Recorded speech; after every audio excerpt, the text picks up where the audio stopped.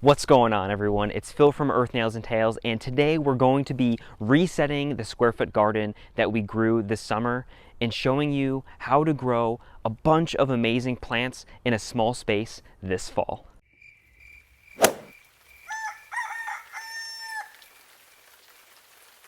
Earlier this year, we show you how we planted 18 different types of spring and summer vegetables in this Birdies raised bed.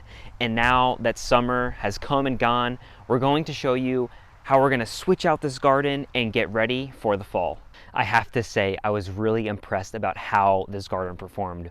We grew tomatoes, cucumbers, radishes, bush beans, and the most beautiful and prolific zucchini plant that I have ever grown. Overall, the square foot garden was an absolute success. And honestly, there were some crops that just didn't grow very well because they just got shaded out by those bigger crops like the zucchini and the tomatoes and the peppers. And I'm definitely going to be taking note of those and apply them to my lessons learned so I know what I should and shouldn't grow in my square foot garden in the future. But we still got so much amazing produce from this garden, and I'm really excited to see what we can pump out of here this fall. Square foot gardening is really just such a rewarding way to garden because the inventor of this method, Mel Bartholomew, really took the time to understand the efficiency of the garden. And if you want to learn more about square foot gardening, you can read his book, and it's one that I would highly recommend. You can also watch our previous video, and I'll put the link right here, where we dive into the discussion of square foot gardening and why it works so well. But now we're going to be getting into planting this square foot garden, and I'll talk more about the details as we're doing that. Conventional farms really have to rely on those long rows, specific spacing between their plants because they're growing monocultures. When you apply square foot gardening at home, you're going to be planting a variety of vegetables in a relatively small space, and it's absolutely amazing what biodiversity can do to benefit the garden overall. Since you're not just planting all of the same vegetables inside of this raised bed, you're going to have less pest pressure. The plants are going to be able to work with one another in order to properly distribute nutrients. And there's just a lot less stress in regards to growing the perfect vegetables because they really are going to benefit and help out one another. But let's dive in and get this garden planted. As you can see, I've got a lot of stuff growing already that we planted a little bit earlier this season. We've got some Brussels sprouts.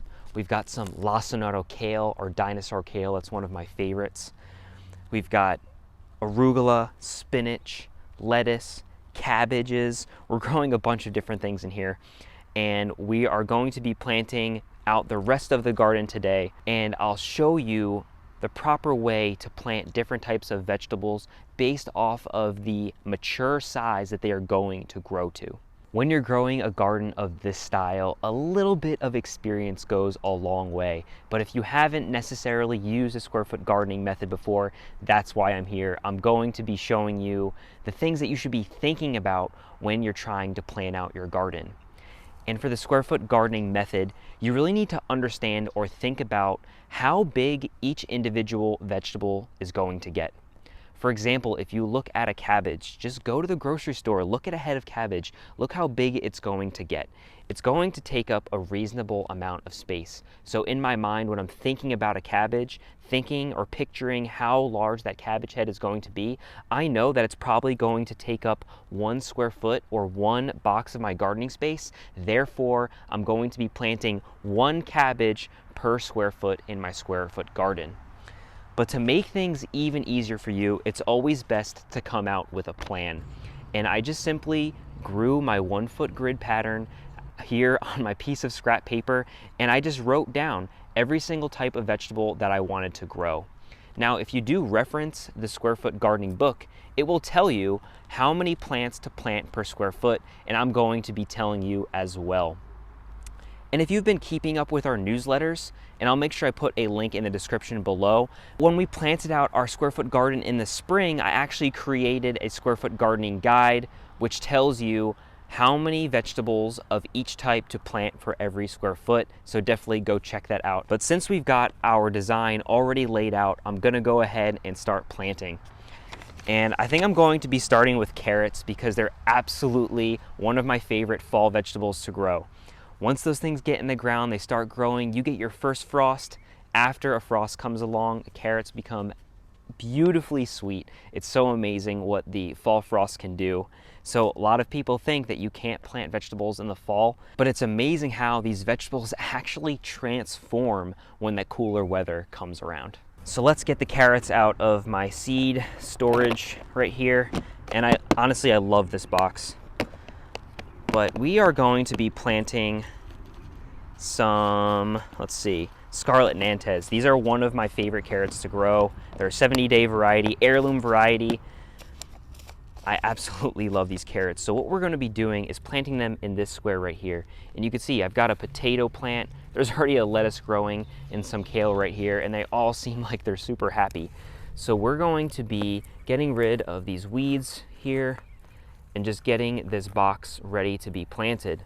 Now carrots, you can plant 16 carrots for every single square foot of garden space. So what we want to do essentially is make 4 rows.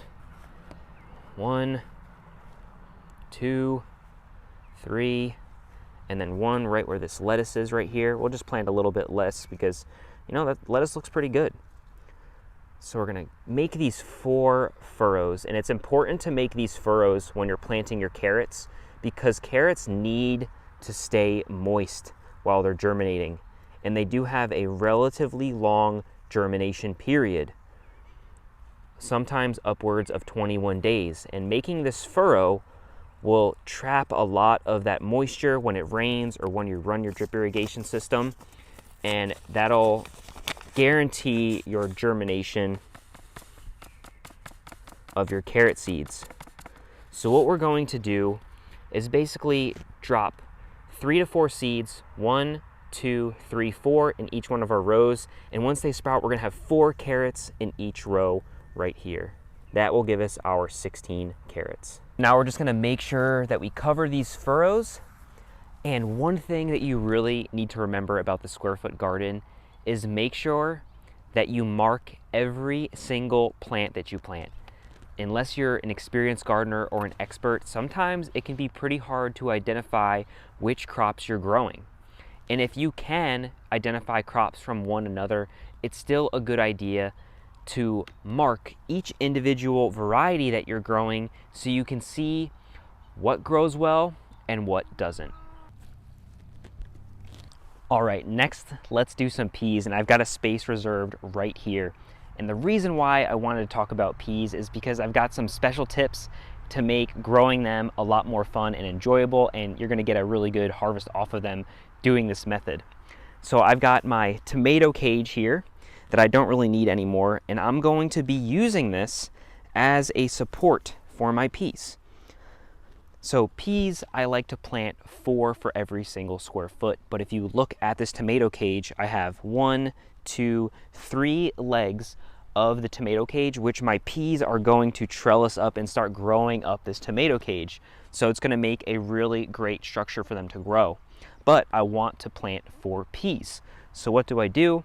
I've got some leftover bamboo stake right here, and all I'm going to do is run that along the inside, get that into the ground, and now the pea that I plant right here will have something to climb up initially, and then it will be able to grab onto the tomato cage and continue to grow. So let's break out our sugar and snap peas right here. A delicious, delicious snap pea, especially if you like stir fries, but most of the time they don't even make it inside because they really are that good. These pea seeds are very, very large and are most likely going to germinate on their own, so I usually only plant 1 pea seed. There is an extra step that you can take, and that's soaking them overnight, but honestly, I haven't really found that it's necessary. So we're going to get our peas planted in here relatively deep. I like to push them down into the soil, not necessarily make a furrow for these, but just push them down into the soil. Right, Russell? He's a great helper, you know? Keeps the garden rat-free.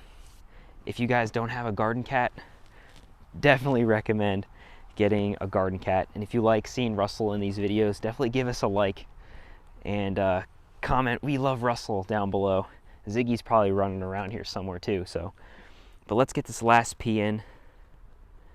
and I'm gonna be really excited to see these start sprouting here in like a week or two. Well, I'm going to go ahead and get the rest of the fall square foot garden planted, but it's really not necessary for me to take you along and show you how to plant every single vegetable because it really is your own experience. Make sure you look in the video's description for the details that I talked about earlier in this video, and it will tell you exactly how many vegetables to plant in every single square foot, and I think you'll find that guide very, very useful.